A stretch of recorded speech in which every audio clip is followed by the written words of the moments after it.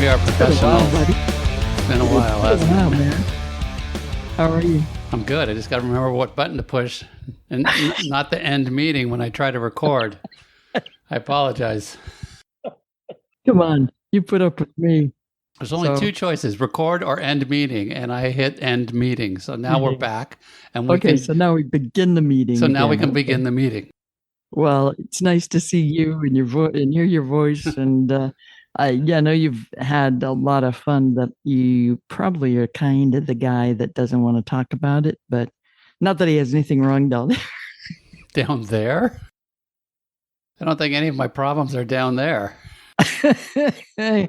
No, because I mean, when sometimes people, when they say that, they're being, evasive about not mentioning that. But no, yours is in the mouth. Yeah, I'm getting some more surgery done in the mouth. So here we are, recording this the day before, so that I don't sound like I have, I don't know what, a plate in my mouth for 2 weeks. Oh, goody. Yeah. So, sorry for all the fine details, everybody, but welcome to Rock and Roll Confessional. Hey, that's CW West. I'm Rita Wild. And this edition of Rock and Roll Confessional is a really good one. I had a couple of cancellations with it, but we believed in this project and we wanted it, and we finally got it. Joanne Shaw Taylor. She was discovered at 16 by Dave Stewart of the Eurythmics. She quickly ascended as one of the world's leading rock guitarists, championed by legends like Stevie Wonder, Lennox, and Joe Bonamassa. Her powerful songwriting and distinct vocals first captivated audiences with her 2009 debut, White Sugar. Over the years, Joanne has released numerous acclaimed albums, including the UK top 20 hit Reckless Heart and the #1 Billboard Blues Chart toppers, The Blues Album and Blues from the Heart Live. Her most recent studio album, which is titled Heavy Soul, launched under Bonamassa's Journeyman Records earlier this year. So, enjoy this interview with Joanne Shaw Taylor.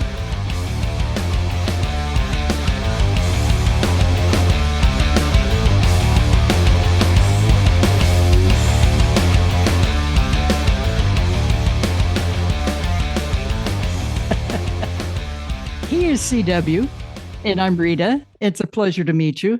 Pleasure to meet you too. I always give the same warning. I have a 18-month-old sausage dog who is liable to start barking if a neighbor has the audacity to sneeze or any movement is sensed whatsoever. So I apologize in advance. All right. We've seen a lot of Hank on your Instagram posts. So, and can I throw a question real quick? A stupid question real quick? What I'm here for, stupid questions, welcome. This will have nothing to do with music. But Hank got demonetized. He got That's neutered. One way of putting it, yeah. Yeah. And so my question was, for a dog that has gone through that, do they have a different pronoun? He identifies as psychopathic sausage, which is gender neutral. I just thought it's here, it's barking, it's annoyed. That's great. That's good. I apologize. Go ahead, Rita. I hope we made Hank.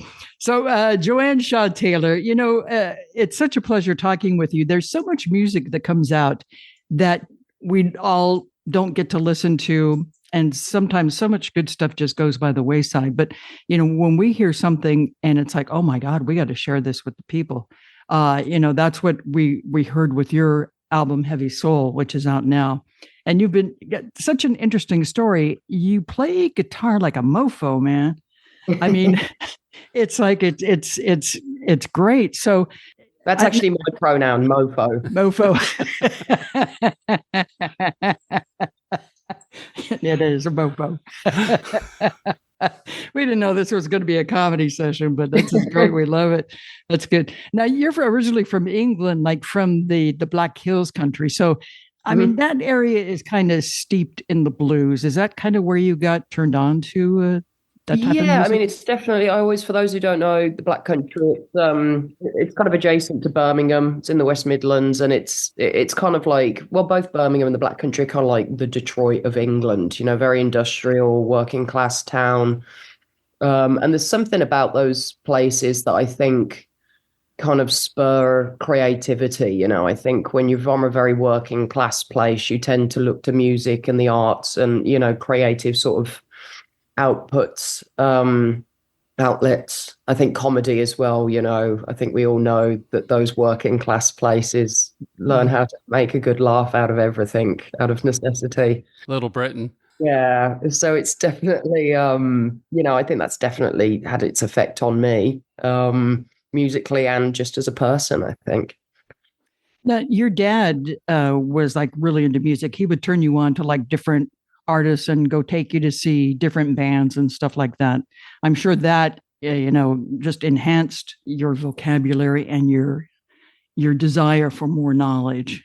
Yeah, I mean, it definitely, I mean, I was very, very fortunate there that my dad, well, both parents very musical. Mom more of a music fan than a musician herself. But, you know, it's kind of rare that your parents, when you're 13 years old, would drag you out to a blues club, you know, on a Friday and Saturday night and get you motivated. And it was kind of like discovering this whole other world that was out there, you know. My schoolmates at 13, some of them actually ended up coming with us, but, you know, they had no idea of, I mean, live music isn't really something you get exposed to usually that young, I don't think. So, yeah, that was definitely, you know, opened my eyes up to a world that was out there. And, you know, also at that time, there was kids like Johnny Lang and Kenny Wayne Shepherd who were 15, 16, and they were already out there doing it professionally. So that was, you know, oh, wait, I don't have to go to school. I could actually get a job and be a grown-up and a rock and roller. And, you know, so it was definitely eye-opening. Didn't you open for B.B. King at like 14 years old or something, a really young age? Yeah, I was 15, 16, I think. So old. You're real old. Older than that now, right? Yeah, that was incredible. I mean, my mom and dad were with me because obviously I couldn't, it was in Switzerland and I couldn't travel by myself. And yeah, it was incredible. I remember he walked in, we were all waiting in this little like green room and he walked in with his minder and he just went, "Hi, everybody, I'm BB King." We all went, "Hi, BB King." Like, "Hi, Dr. Nick." Won't you tell us the story of Dave Stewart? Because he gets credited a lot of times with discovering you. Mm-hmm. Yeah, I mean, Dave was the reason I got the BB King gig.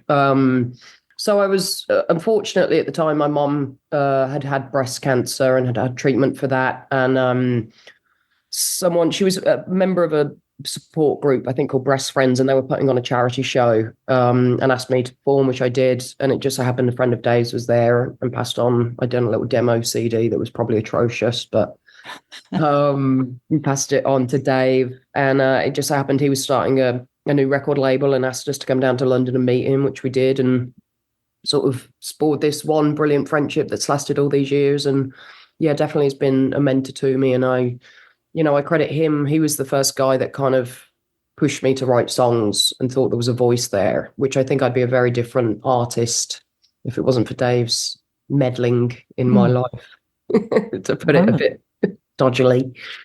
So yeah, he's been a massive, massive friend and supporter. That's cool. And he played on your last album, right?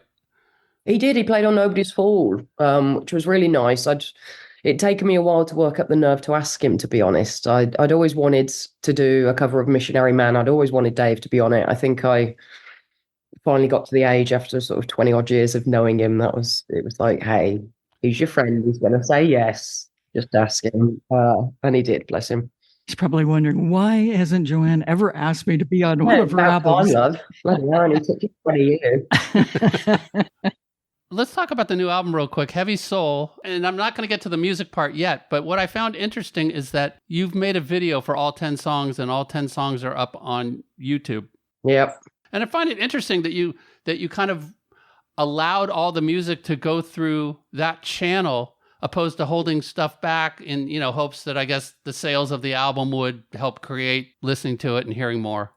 Yeah, I mean, I can't take credit for that. That is Roy Wiseman's, who is the Svengali businessman behind both myself and Mr. Bonamassa. And I think it's been well documented how much Joe and Roy have sort of changed the game, really, for the music industry. Their blueprint of, taking Joe and basically the kind of artist he was, almost the music industry wasn't set up to help him. So they changed the music industry. They did it all themselves.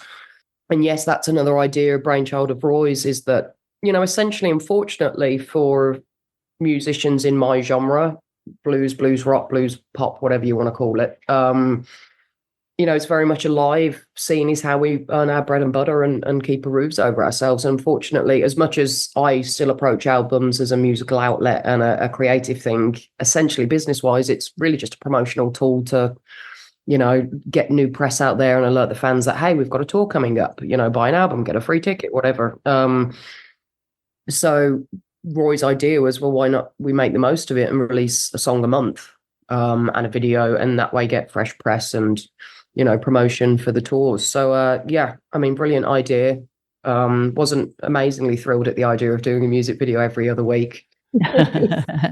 It's been a lot, but no, I'm really enjoying it. And yeah, that's credit to Roy. That was not my idea. So I would think you have to really enjoy touring, because the new process is release the album, and it used to be, let's make all the money off the album and we'll make something touring. Now it's release the album, promote the tour, and then you've got to love touring to support all that. I really do. And I have to, to be honest, I've never always felt that way. There was a time just before COVID, I was pretty burned out. I mean, I hadn't stopped since I was 15, and at that point I was 35, 36.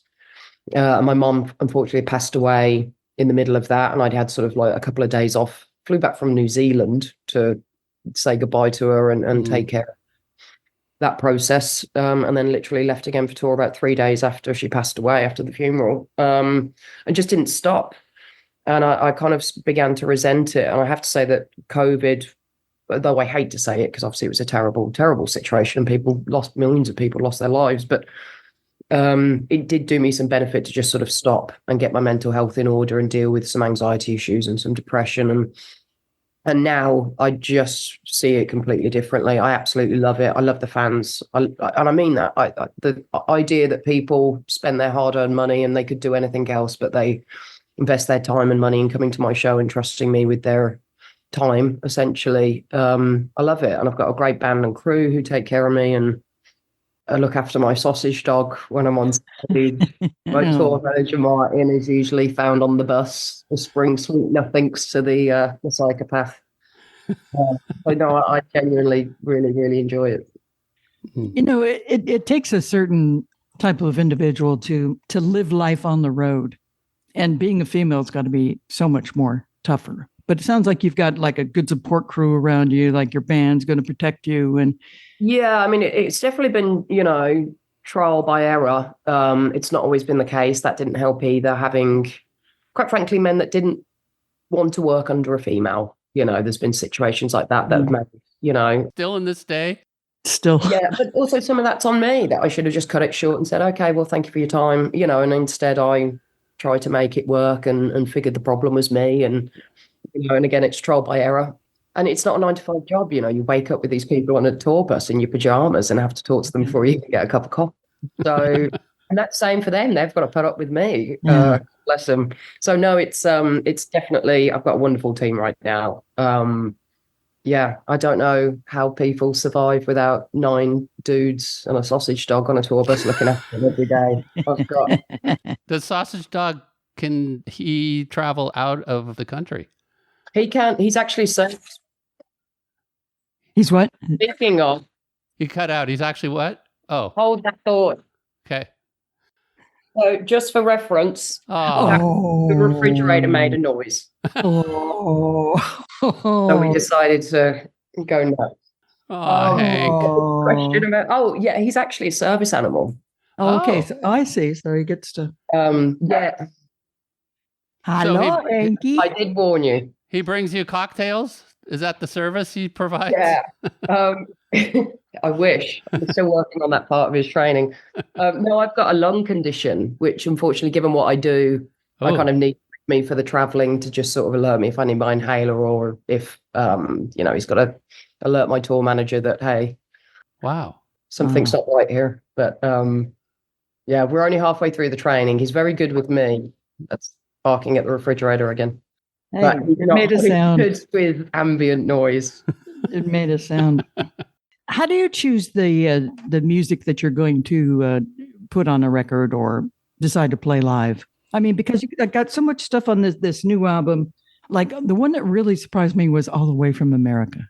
Joan That Armatrading one is surprised me. It was that was Kevin Shirley's pick, which I love. Joan Armatrading from Birmingham, England, and obviously, big fan.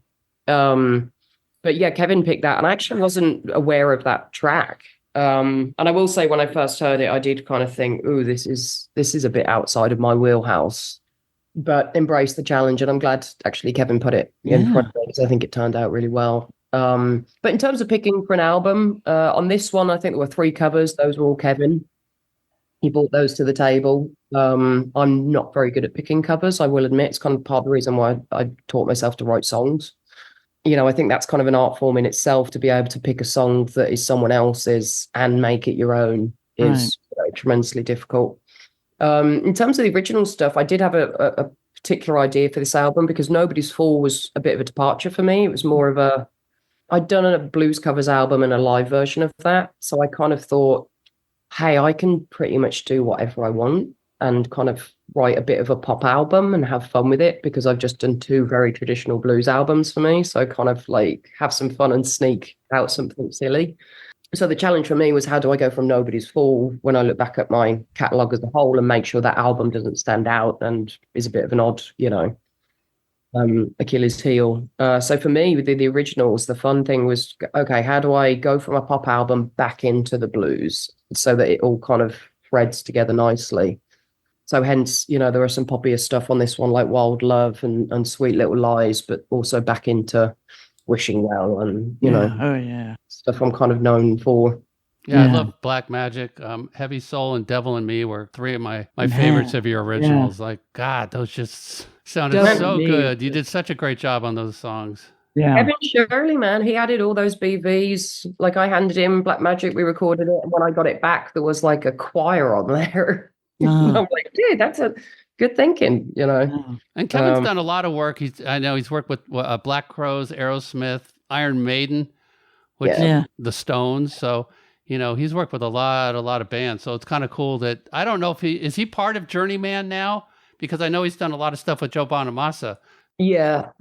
I don't know, like, technically if he's like part of the company, but it's definitely, I think as far as Joe and Roy are concerned, it's not Joe and Roy, it's Joe, Roy and Kevin. For his thing. Me and Kevin, he knows I love working with him. I'm not sure I'm the sort of artist that will have the same producer every single time, which, as Kevin said the other night at dinner, because we were discussing this for some reason. It's like I worked with him in 2015, then I went to Al Sutton and, and then someone else, and then I came back. You may not want the same sound. No offense. I mean, if he does you good, it's great, but you may be looking for something different on the next album. Yeah, so. I mean, I don't know, if I decide to do, I don't know, might decide to do a rockabilly album, in which case Kevin's probably not the guy. And Kevin's probably sick of me at this point as well. So I'm sure he's going to go. Producers is a funny thing. They work with many different artists and artists welcome to. But right now I do adore working with Kevin. He's my buddy. So it's going pretty good. Excellent. We have, like always, these fun questions to get to know somebody, if you have a couple of extra minutes here. What was the first concert you went to? The first concert I ever went to was my brother busted me out of school to take me to AC/DC. Oh. No way. He did. I was in science class and a teacher came in and said, you need to go see the headmistress, which I did. And he said, your dad's been taken ill. Your brother's here to pick you up. So I started panicking, and I got to the end of the school drive and my brother was in a car with all his mates. And I was like, is Dad all right? And he's like, what? I was like, Dad, is he all right? And he went, yeah, he's fine. We're going to AC/DC. Get in the car. Was that with Brian Johnson? Yes, would have been. It would have been like 97, 98. Okay. Yeah. Okay. Yeah. Wow. That's cool. And a great band from Scotland called the Wild Hearts opened up, who I've been a massive fan of since I was a kid. Kind of like a punky pop band. Definitely worth checking out if you don't know them. Okay. Are they still around? I think Ginger is the lead singer. He's a bit of a character. He's called Ginger because he's a ginger Scottish man. Who would you want to meet that you've never met? Ginger. Oof. Keith Uh, Richards. That's Jeez. I love him. I Yeah, me adore too. him. I think is it fair to say Keith's an incredibly underrated guitar player when he's one of the most famous guitar players in the world? I think so, because he only plays like with 5 strings. Yeah. He takes the top string And off. that's when he's not beating up random people on stage Yeah. with it. and the arthritis. Yeah. You got to give him credit for that. I mean, God, the songs. Yeah. And Give Me Shelter. How do you come up with that? I know. Don't know. Great one.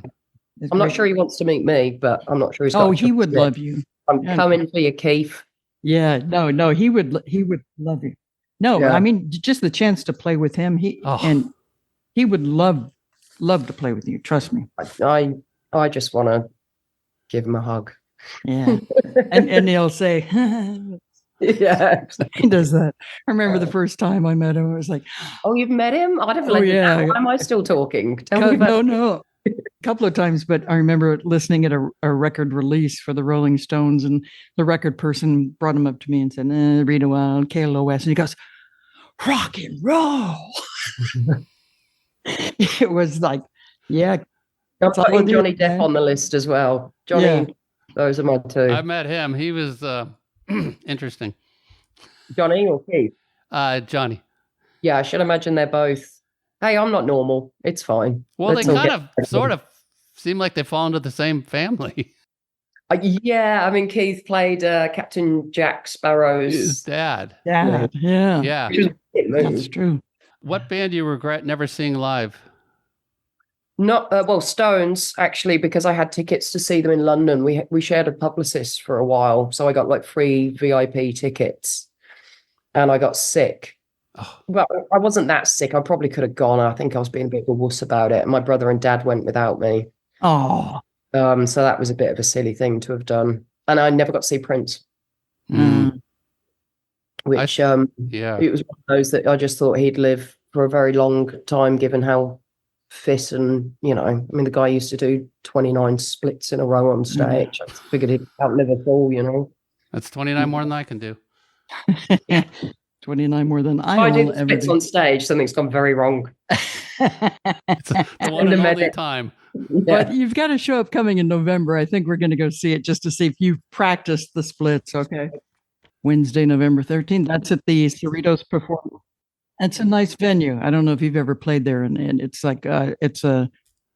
I don't think I have, no. But there's quite a lot of new venues on this run for me because we don't usually get out west too much. So it's very exciting. A lot of Texas too, which is fun.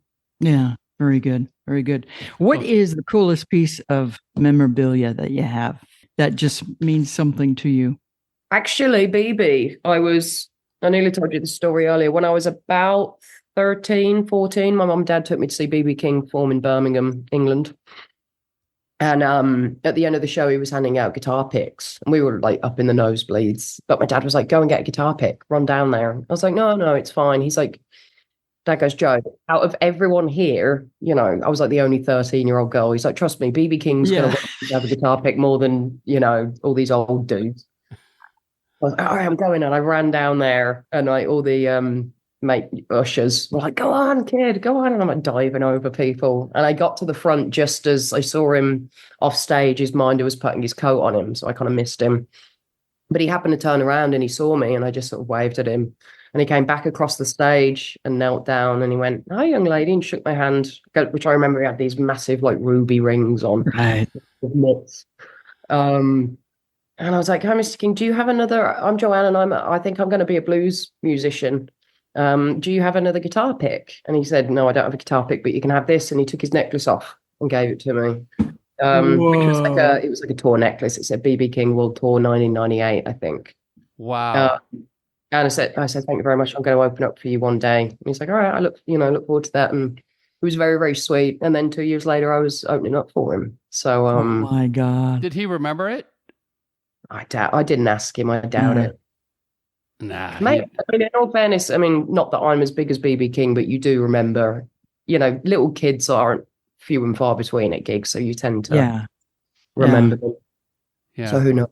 God, that's great. Wow. That is so cool. Wow. Well, Joanne, we love the record. It's called Heavy thank Soul. you. You can get it all the usual places, but also, at all the streaming services that you're aligned with. And so download her music, go to the show, see her live where she's playing, because I can't wait to see it. But what I've seen on video, I mean, you're just amazing, and everybody should know who you are. Oh, thank you. And I'm sorry about the sausage dog. I did warn you. Hopefully you can edit it out. And if not, No, we're going to leave sausage dog in there. SD will keep in there. So, and there's also I don't know if it's a limited time, but isn't there a full concert via your website that people can view? Yeah, we did Blues from the Heart live, which, if I do say so myself, is really cool. I really enjoyed the show. We had Joe Bonamassa out, Kenny Wayne Shepherd, Mike Farris. So I'm average, but it's worth checking out for their incredible talents. So yeah, that's floating around somewhere. Yeah, we'll put a link on our website, and it says limited time. So all I can suggest is that see it as quickly as you can in case it's something that gets pulled down in the near future. So, but thank you so much for your time. As Rita said, we're looking forward to hopefully seeing you at Cerritos Performing Arts Center, and good luck with the upcoming tour, and all the best. Thank you very much. And if you two do make it to the show, please come back and say hi and meet Hank. Is that cool? That. If Hank's going to be there, we're in. He'll be there. He's got a little security hoodie that he wears to terrorize. Do you have a little flashlight and a little billy club too? We've got a little GoPro that goes on his back. Yeah, and he's the one that checks your badges too. So if you're not getting backstage without. We got to just heads up. If you give him cheese, you can pretty much get access. Okay. Well, remember that. Boy loves the baby. So it's not like the old days. What you would have to do for a backstage pass. Now it's just bring cheese and you're good. Belly scritches. You're in pretty much. I love it. Hey, one other quick question. Do you live in Detroit now? No, I was in Detroit for about 15 years, but I've been in Nashville for 2 years now. Just over 2 years. Yeah. Which there was some sort of carnival. I'm right downtown outside today because it's Nashville, so heaven forbid there not be drunk people on a Tuesday or whatever day it is. It seems to have simmered down a bit, thank God. Thank you so much. It's been a real pleasure, and we look forward to it. And congratulations with everything. And people go check out the album Heavy Soul. I still refer to everything as albums, or Oh no, same. It's an album. Yeah. It's beautiful. Great music. So thank you. Thank you, loves. All right. Well, thank you for your time. Thank you. Bye. Bye. Be well. Bye. Very cool. Very cool. She was so cool. Turned out to be, funny and very talented as we've discovered. Yeah, and our little dog too, Hank, who loves barking. Unfortunately, the bark didn't show up, but you could hear the time. You could hear when he disappeared or when she disappeared.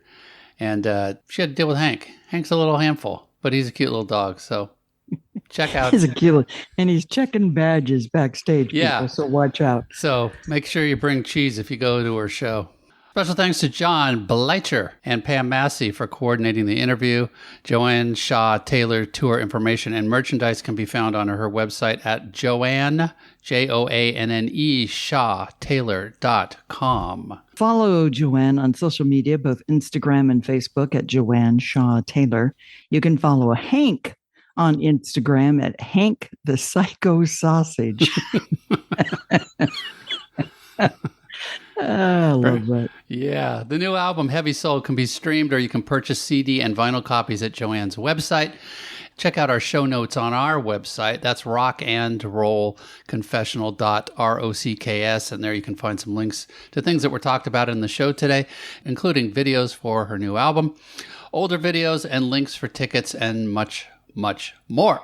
If you're a new listener or an old one that is slow at responding, please subscribe to our podcast wherever you listen.